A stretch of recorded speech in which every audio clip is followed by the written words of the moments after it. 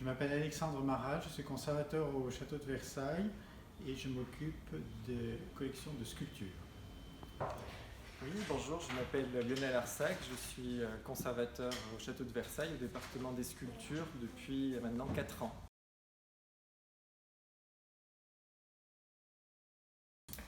Alors Domenico Guidi est l'un des sculpteurs majeurs de l'Italie du XVIIe siècle.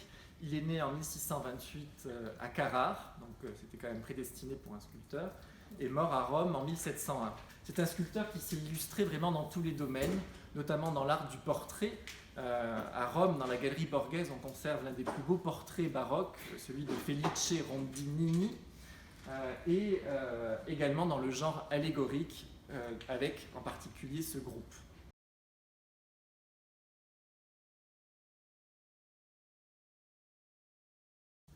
La commande est passée à Domenico Guidi en 1677, à un moment où la France et l'Italie essaient de rapprocher leurs institutions respectives.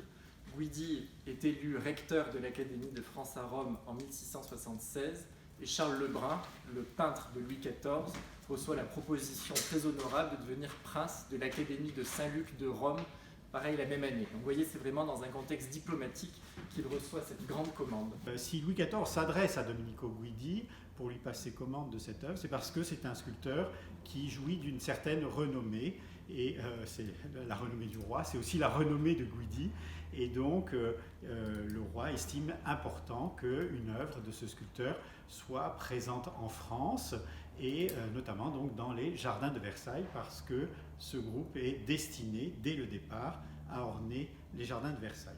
Alors, en effet, la présence d'un artiste italien à Versailles pourrait surprendre, mais il faut comprendre que lorsque la cour et le gouvernement s'installent à Versailles en 1682, on commence les programmes iconographiques évoluent, on passe de la mythologie apollinienne à la représentation du roi.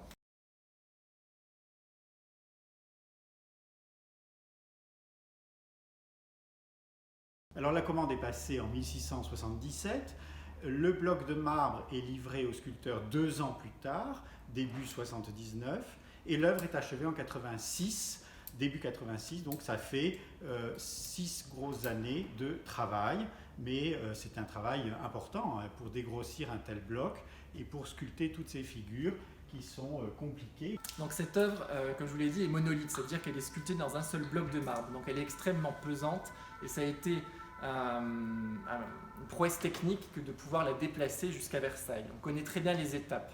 Elle quitte en mars 1686 l'atelier de Domenico Guidi à Rome. Elle est embarquée à Civitavecchia, puis déchargée au Havre et enfin acheminée jusqu'à Versailles où elle arrive durant l'été 1686. Alors Louis XIV va la découvrir dans l'orangerie en août 1686 et on conserve encore la relation de cet événement qu'a rédigé le peintre Pierre Mignard et qu'il envoie à Rome à Domenico Guidi.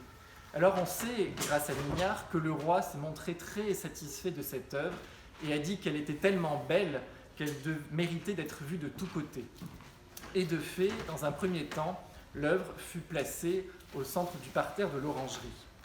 À une date qu'on ne connaît pas exactement, mais avant 1694, elle est transférée au bosquet de la Colonnade, d'où qu'elle quitte quelques années plus tard, en 1702, pour prendre la place qu'on lui connaît jusqu'à aujourd'hui, c'est-à-dire ornant le bassin de Neptune.